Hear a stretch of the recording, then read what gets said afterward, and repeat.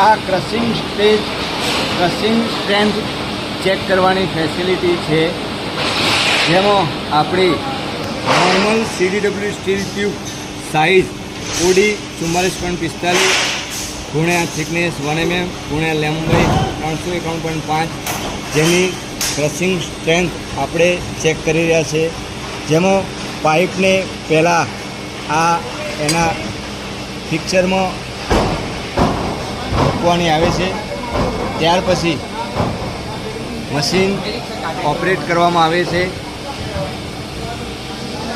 અને machine operate કર્યા પછી તેની પ્રોસેસ ચાલુ થાય છે, જે આપ જોઈ શકો છો.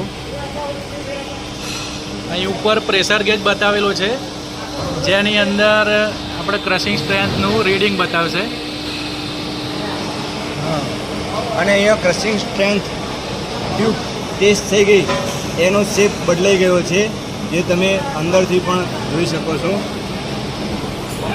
હવે એ પાઇપને હું બહાર કાઢું છું. બહાર કાઢ્યા પછી જે ક્રશિંગ સ્ટ્રેન્થ ટેસ્ટ કરી